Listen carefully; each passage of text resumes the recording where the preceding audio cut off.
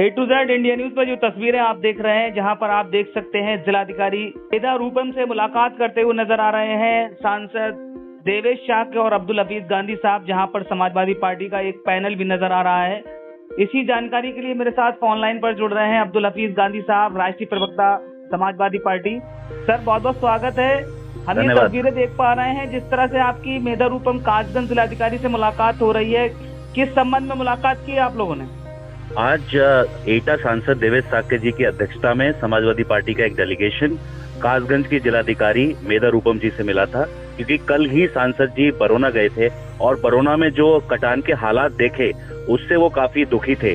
और कल ही उन्होंने कहा था कि हम कासगंज की जिलाधिकारी से मिलेंगे इस समस्या को लेकर। तो आज पूरी तरह से समाजवादी पार्टी के जो भी साथी रहे हैं और सांसद जी रहे हैं, उन्होंने बरौना का मसला उठाया है और डीएम साहिबा से ये कहा है कि बरौना में जब तक पत्थर की ठोकरें नहीं बनेंगी, जिस तरह की पत्थर की ठोकरें सोरों के पास महमूदपुर पुख्ता और इस्माइलपुर में बनी हैं, उसी तर्ज पर बरौना, शंभू नगला, कादरगंज घाट के आसपास और शहबाजपुर पर पत्थरों की ठोकरें बनाई जाएं, क्योंकि ये जो इलाका है पटियाली तहसील में शहबाजपुर से लेकर राजेपुर कुर्रा तक 15 किलोमीटर का, इसमें पूरी आशंका बनी रहती है बाढ़ की और गंगा कटान की। तो इसी समस्या को लेकर आज एटा सांसद देवेश शाक्य जी कासगंज जिलाधिकारी से मिले हैं।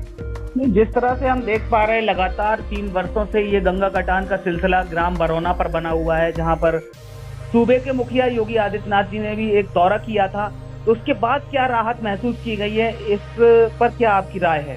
देखिए, मुख्यमंत्री जी के आने के बाद भी वही ढाक के 3 पात रहे, क्योंकि पिछले 3 साल से बरौना पर करोड़ों रुपए खर्च किया जा रहा है, टेम्पररी काम किया जा रहा है और ये सिंचाई विभाग ने एक तरह से भ्रष्टाचार का अड्डा बना दिया है। टेम्पररी काम करते हैं, लाखों रुपए निकाल लेते हैं, लेकिन जब तक यहाँ पर परमानेंट काम नहीं होगा, पत्थरों की ठोकरें नहीं बनाई जाएंगी, बरौना और जो आसपास के और भी गांव हैं वहां पर खतरा बना रहेगा। आज सांसद जी ने डीएम साहिबा से यही कहा कि जब तक यहाँ पर पत्थर की ठोकरें नहीं बनाई जाएंगी, तब तक कटान और बाढ़ की समस्या पटियाली तहसील में बनी रहेगी।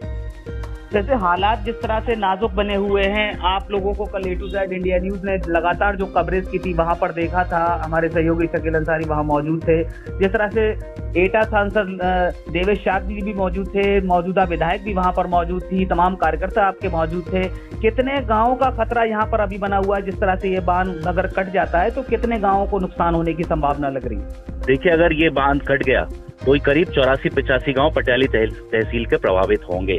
समाजवादी साथी और खासकर एटा सांसद और भी जो भी हमारे पदाधिकारी हैं, उन्होंने अपनी सामाजिक जिम्मेदारी समझकर कल बरौना का दौरा किया था, लोगों से सुख दुख बांटा और वहां पर समस्या को जानने का प्रयास किया। वहां पर सिंचाई विभाग के एक्शन शेर सिंह जी भी थे और भी जेई वगैरह थे सिंचाई विभाग के, जिनसे पूरी समस्या को जानने का प्रयास सांसद जी ने किया। और सांसद जी ने यह भी वादा किया है कि संसद सत्र में, जब 22 जुलाई को संसद सत्र शुरू होगा, वहां पर बरौना और उसके आसपास जो बाढ़ और गंगा कटान की समस्या है उसको संसद में वो पूरी तरह से उठाएंगे, मजबूती से उठाएंगे।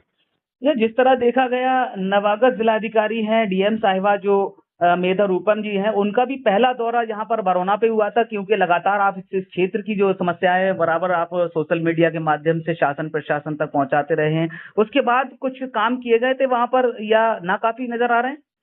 देखिए, मेधा रूपम जी बहुत अच्छी ऑफिसर हैं और लोगों को सुनती हैं। उन्होंने आज हमारी डेलीगेशन को बहुत ध्यान से सुना और बहुत सारे पॉइंट्स उन्होंने नोट किए और उन्होंने पूरा आश्वासन दिया है कि जो जो हमने सुझाव दिए हैं उन पर पूर्ण तौर पर काम होगा। और हमने ये भी कहा है कि आप दोबारा से वहां पर जाकर देखें, क्योंकि वो अभी नई आई हैं यहाँ पर, तो समस्या उनके सामने नई है।